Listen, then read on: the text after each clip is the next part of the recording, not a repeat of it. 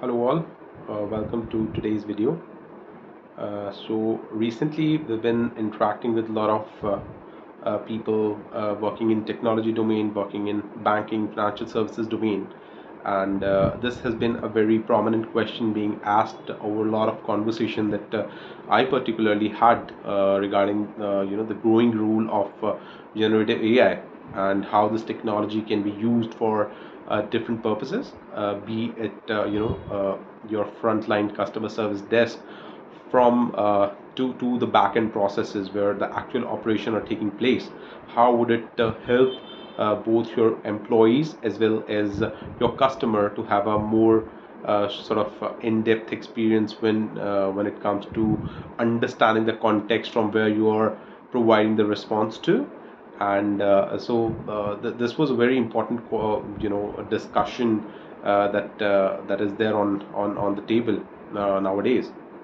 And it's not just I am talking about this, but if you literally go to all social media channels, and be it LinkedIn or Instagram or any other platform for that matter, right? So everyone is asking these questions. So two three couple of major points that I'm having regarding this technology. So Gen AI, like any other technology, is new, first of all, and it is very promising in nature, in a sense that it can basically disrupt whatever you want to achieve, by making things simpler, by doing the hard work, the heavy weight lifting of you going through different sort of materials, be it databases, resources, or different file folders within your organization, some knowledge repository, knowledge management databases, KDBs, right? Some prominent articles, well researched papers, university publications, go approved websites where you can look out for all those resources, right? So generative AI as a technology has unlimited potential because of course, the huge computing power that it has in place, and that's going to have lots and lots of benefits. When you directly ask the engine to go and look out for all those resources to the kind of information I'm looking for on my behalf, right? And that's one. And then another important context, right? And I am talking about the kind of experience that you have gained, experience that you have gathered for last 2 years, 5 years, 10 years, 15 years working in that particular industry, to provide the kind of context that a generative engine is kind of looking for. Because many a times it happens, right? Particularly when you go out and ask some very generic question, and the engine has been designed in a manner where you can get a generic response to generic questions, right? But it makes a lot of sense when you include elements of your experience and the kind of questions and the kind of response that you're expecting from the engine. And that's how the contextualization becomes very, very critical. And that definitely comes with your industry exposure, the kind of experience that you're holding, your own knowledge, your own personal experiences doing those tasks day in and day out, could make a lot of difference, right? Third, and it's being asked from a customer experience standpoint, how would it change, right? So the customer experience is definitely going to be impacted, in a both in a positive as well as negative sense, right?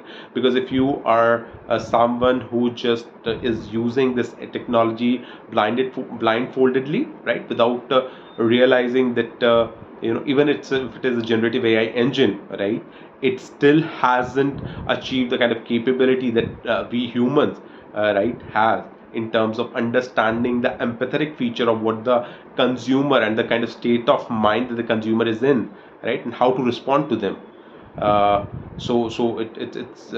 Instead of making it a generic, let's use those intelligence, let's use that computing power, then also include the human intelligence, also bringing your folks to make it more contextualized, to make it more relevant for your users, to have a end to end, classic experience in terms of the kind of accuracy and the time to get those responses.